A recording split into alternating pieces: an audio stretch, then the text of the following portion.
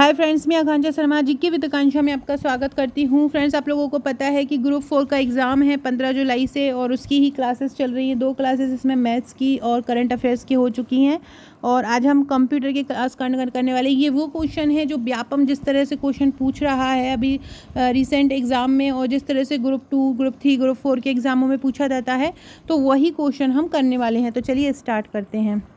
ये वही क्वेश्चन है जो व्यापम ने पूछे हैं। पहला क्वेश्चन है, कंप्यूटर की किस पीढ़ी में वीएलएसआई और माइक्रो प्रोसेसर अस्तित्व में आया? तो वीएलएसआई मतलब वेरी लार्ज स्केल इंटीग्रेशन और माइक्रो प्रोसेसर किस पीढ़ी में आए हैं? तो ये चौथी पीढ़ी में आए हैं।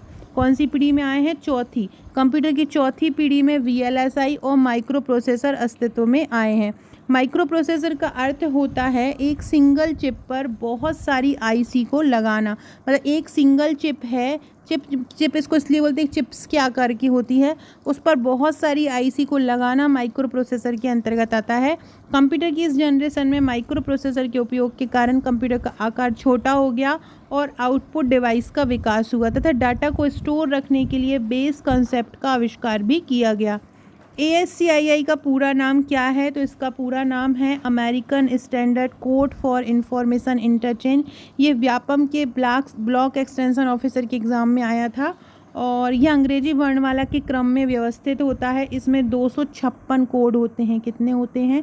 256 कोड होते हैं और इसका उपयोग कंप्यूटर में टेक्स्ट को निरूपित करने के लिए किया जाता है। कंप्यूटर क्या है इनमें से? तो कंप्यूटर एक इलेक्ट्रॉनिक डिवाइस है। क्या है कंप्यूटर? इलेक्ट्रॉनिक डिवाइस है जो सूचनाओं को प्रोसेस कर परिणाम देती है, चाहे वह कितने भी बड़े हों या छोटे हों। एक कंप्यूटर इनमें से क्या प्रदर्शित नहीं कर सकता? इनपुट कर सकता है, आउटपुट कर सकता है, प्रोसेसिंग कर सकता है, थिंकिंग को नहीं कर सकता है। अगला क्वेश्चन है, आईटी का फुल फॉर्म क्या है? आईटी का फुल फॉर्म इंफॉर्मेशन टेक्नोलॉजी है। सबसे पहली गणना करने वाली डिवाइस कौन सी है? अबेकस है। 5000 वर्ष पूर्व चीन में अबेकस का प्रयोग हुआ था। इसे हम दुनिया का पहला कंप्यूटर मान सकते हैं। इस उपकरण में लकड़ी अथवा धातु के दानों की सहायता से गणना की जाती है। फ्रेंड्स, डिस्क्रिप्शन बॉक्स में आपको मेरे व्हाट्सएप, टेलीग्राम, फेसबुक, ट्विटर का लिंक मिल जाएगा, ज्वाइन कर लीजिएगा अगर ज्वाइन नहीं किया हो। ये मेरा व्हाट्सअप नंबर है। अगर आपने आपका नंबर मेरे पास व्हाट्सअप पर सेव नहीं कराया है तो सेव ज़रूर करा लीजिएगा। इसके अलावा आकांक्षा 1957 ये मेरी इंस्टाग्राम की आईडी है। अगर आपने अभी तक मुझे इंस्टा पर फॉलो नहीं किया है तो फॉलो ज़रूर कीजिएगा। फॉलो करके हाय लिखकर मैसेज भी कीजिएगा। क्या एक कंप्यूटर क्लासिफिकेशन है? कंप्यूटर का वर्गीकरण है। सुपर कंप्यूटर एक कंप्यूटर का वर्गीकरण है।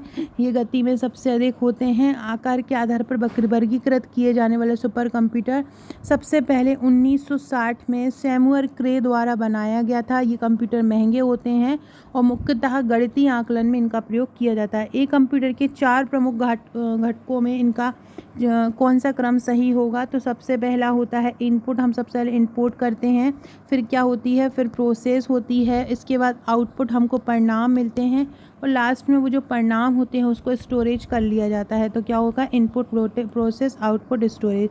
क्या एक कंप्यूटर का मूल काम नहीं है टेक्स्ट को कॉपी करना है, इनपुट स्वीकार करना, डाटा को प्रोसेस करना या डाटा को स्टोर करना? देखो, टेक्स्ट को कॉपी करना एक मूल काम नहीं है। ये हमको ज़रूरत पड़ती है तब हम टेक्स्ट को कॉपी करते हैं।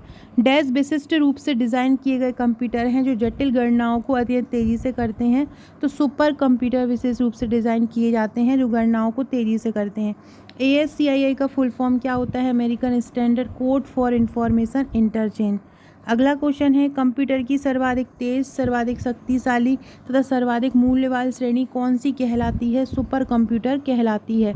अगला है, एक से अधिक प्रोसेसर वाला कंप्यूटर क्या कहलाता है? एक से अधिक प्रोसेसर वाला कंप्यूटर मल्टी प्रोसेसर कहलाता है। एक माइक्रो कंप्यूटर में कम से कम एक इनपुट यूनिट, एक आउटपुट यूनिट तथा एक माइक्रो प्रोसेसर यूनिट तथा एक क्या होती है? एक मेमोरी यूनिट होती है। माइक्रो कंप्यूटर में एक इनपुट, एक आउटपुट, एक माइक्रो प्रोसेसर तथा एक मेमोरी यूनिट होती है। कंप्यूटर सुरक्षा में अखंडता का क्या अर्थ? इंटीग्रिटी जिसको बोलते हैं, उसका अर्थ है कि कंप्यूटर सिस्टम जो है परिसंपत्तियों को केवल अधिकृत पक्षों द्वारा संशोधित कर सकता है। यूज़र नेम व पासवर्ड को सत्यापित करने की प्रक्रिया क्या कहलाती है? प्रमाणीकरण कहलाती है या इसको ऑथेंटिकेशन बोलते हैं। डैश माइक्रो प्रोसेसर आधारित एक कंप्यूटिंग यंत्र है, कौन है? तो पर्सनल कंप्यूटर एक माइक्रो प्रोसेसिंग आधारित एक कंप्यूटर तंत्र है। पर्सनल कंप्यूटर का जनक कौन कहलाता है? Edward Robert.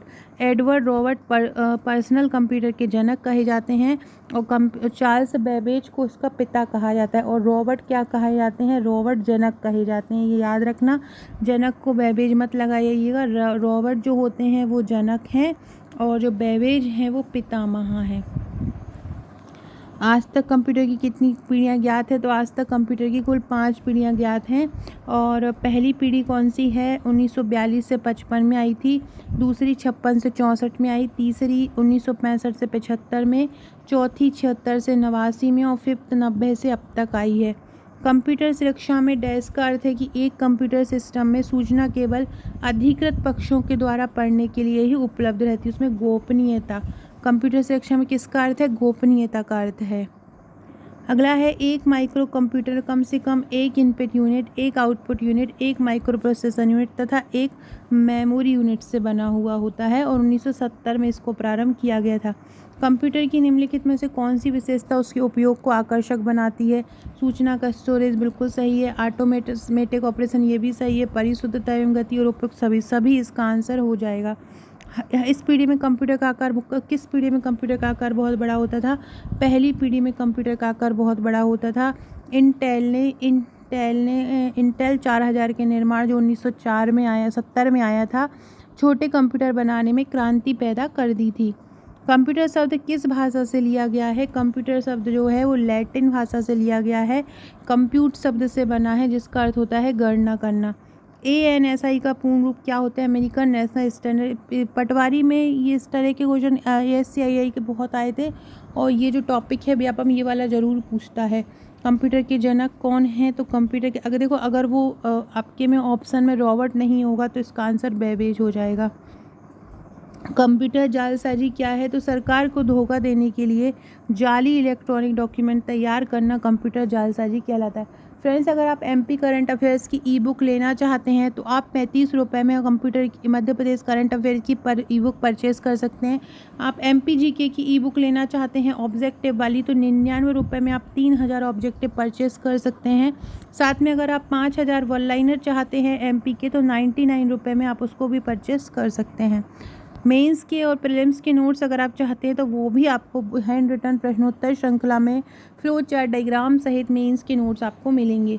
डेस्कटॉप कंप्यूटर को किस नाम से जाना जाता है? पर्सनल कंप्यूटर के नाम से भी जाना जाता है। किस पीढ़ी ने वैक्यूम ट्यूब का उपयोग किया था? पहली पीढ़ी ने वैक्यूम ट्यूब का उपयोग किया। दूसरी पीढ़ी ने ट्रांजिस्टर का। तीसरी पीढ़ी ने इंटीग्रेटेड चिप मतलब IC का किया था। चौथी पीढ़ी ने माइक्रो प्रोसेसर का किया था। ऑडियो फाइल किस फॉर्मेट में उपलब्ध होती है? ऑडियो फाइल MP3 फॉर्मेट में उपलब्ध होती है। PDF का फुल फॉर्म होता है पोर्टेबल डॉक्यूमेंट फॉर्मेट। ASCII का American standard code for information interchange. तो फ्रेंड्स, ये थे हमारे आज के क्वेश्चन। ऐसे ही नेक्स्ट क्वेश्चन मैं लेके आऊँगी, इंग्लिश का वीडियो लेके आऊँगी नेक्स्ट। वीडियो अच्छा लगे तो लाइक शेयर सब्सक्राइब जरूर कीजिएगा। Okay friends, thank you.